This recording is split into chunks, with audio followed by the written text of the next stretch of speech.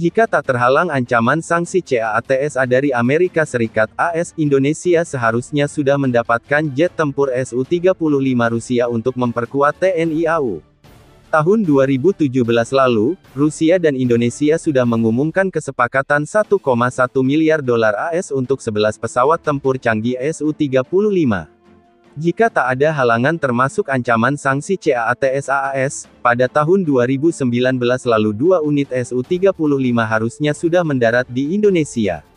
Nyatanya skema jual-beli Su-35 Indonesia dan Rusia yang rencana awalnya akan melibatkan skema imbal dagang atau imbal beli hingga kini tak dilakukan. Nyatanya skema jual-beli Su-35 Indonesia dan Rusia yang rencana awalnya akan melibatkan skema imbal dagang atau imbal beli hingga kini tak dilakukan.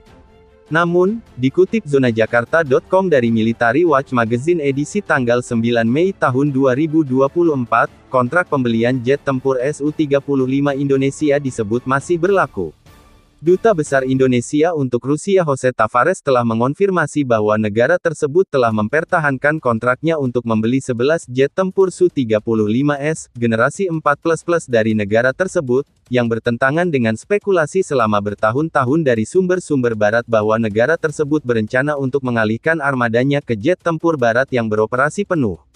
Memang, pada suatu saat Rusia dan Indonesia menandatangani perjanjian ini, Indonesia tidak pernah menghentikannya, tetapi ditunda untuk menghindari potensi ketidaknyamanan tertentu, katanya, yang ditafsirkan sebagai referensi terhadap ancaman dari Washington untuk menjatuhkan sanksi ekonomi terhadap Jakarta berdasarkan undang-undang melawan musuh Amerika melalui sanksi CAATSA jika Jakarta melanjutkan akuisisi tersebut.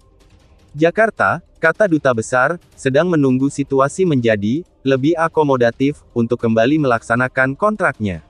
Kesepakatan senilai 1,1 miliar dolar tersebut adalah yang kedua yang ditandatangani oleh klien asing untuk Su-35, dan diikuti kemudian pada tahun itu oleh kontrak untuk lebih dari 2 lusin jet tempur oleh Kementerian Pertahanan Mesir, yang kemudian membatalkan akuisisi tersebut karena ancaman perang ekonomi barat, jelas Military Watch Magazine.